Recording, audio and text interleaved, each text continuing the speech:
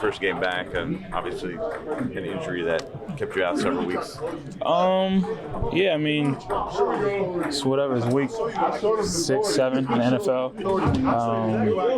Obviously, just not playing in 3 weeks and playing an NFL game and having the workload I had, you're obviously going to be a little sore. But we got great strength staff here, great trainers here, and I have a great team outside of this. So just continue to take care of my body to stay strong for this coming up week and for the rest of the season. But the ankle in particular, anything? No setbacks. Out of that? Saquon, what can one win this week against Washington do for this team? It can do a lot. It can do a lot. All it takes is one win to get the confidence. Even in games you lose, you can find that sometimes that could be like a helpful turning point throughout the season. A team like Buffalo going there in a hostile environment, playing a really good team, coming out with a game that we feel like we should have had. Obviously, we didn't do enough. You can use that as the turning point and help catapult us to come into this week going back in our stadium with our fans against a division opponent and getting a divisional win can be the start of something special. Saquon, even in tough times here the last 5-6 years, the one team you guys have always had success against is Washington. Anything to that? Is it a good matchup, and is that something you can draw confidence out of? Nah, every year is a new year. We don't look at it that way. They're a great team, and every single time we go against them, we know what type of game it's going to be. It's a divisional opponent, but just because we had success against teams in the past doesn't really correlate to this season or this year. It's a whole new year, a whole new season, a whole new game, and we're just excited to get back in our stadium against a division opponent and try to get back on the right track. Saquon, what did you think of what Justin Pugh was able to do? Man, hats off to him. He's a baller. Obviously, I wasn't here when he was here. I think I came in the year after, the year after him, or the year I came was the year he left or whatever. But just what he brings to the team, the leadership. Obviously, you see how tough he is, but he's a heck of a player, and we're going to continue to need his presence and the way that he played to get us back on the right path. You'd like him if you got a chance to get to know him. Have you exchanged any? Yeah, so when I was training at Exos during, when I wasn't here for OTAs, he was rehabbing. So we played golf a couple times, and we were in the same facility the whole time. So got to exchange numbers there and talk to him, and I'm just happy he's here. So you knew before you knew. Yeah, exactly right. Yeah. Saquon, do you believe that one win could just change the whole complexion of this season? Yeah, I do believe that. I know you weren't here yet, but I kind of answered that already. But I do believe that one win can turn this thing around against a division opponent back home. Also, I do believe that last week, even though the game didn't come out the way we would like it, we learned a lot about ourselves as a team. We fought tough against a really good team and just came up short. And a lot of those reasons why we came up short was, self-inflicted wounds, penalties, MAs, stuff that we can do better. Wasn't anything that they did. Not taking credit away from them. When you go back and watch the film, that helps you get confidence going to a division opponent, saying, all right, if we could take care of the little things and focus on us, I'm just going to put ourselves in position to win games. Saquon, with the trade deadline looming in the background here, how do you block out that noise and focus on the Giants playing their best football now when you need to play your best football?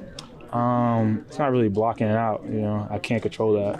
It's not like I'm able to make any decisions or have any say in that.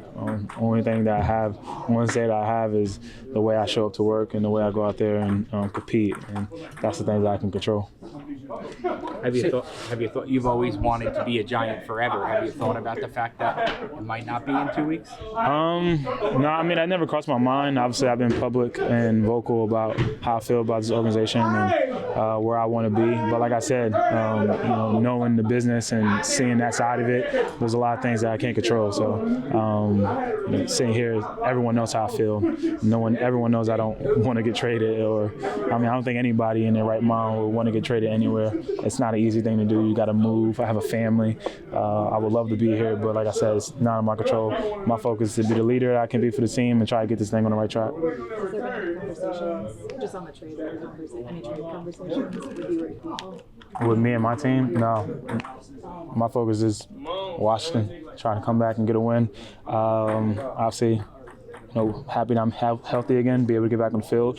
Got close to a win last week. Now just got to try to continue to improve, try to get a win. So when you look at their defense and their ability to get to the football and get to the quarterback, how much respect do you have for this Washington group? I always have respect for them.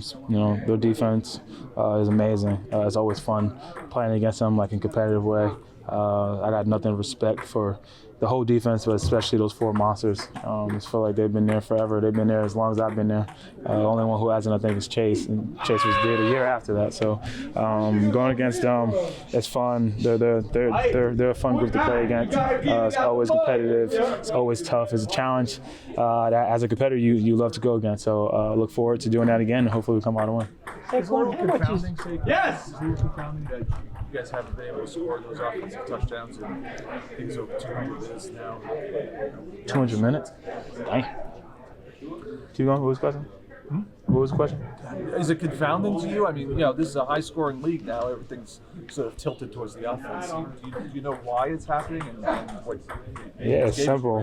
It's simple. I mean, I know it's 200 minutes, but it's simple. We're not executing. We're not doing what we need to do. We get into the red zone. We have self-inflicting wounds, whether it's penalties, whether it's MAs, whether it's, you got to hold yourself accountable. I go back and I watch against the Bills. There's a run I slipped on. If I keep my feet, it won't be 200 minutes. I'll probably go into safety and have a chance to go score.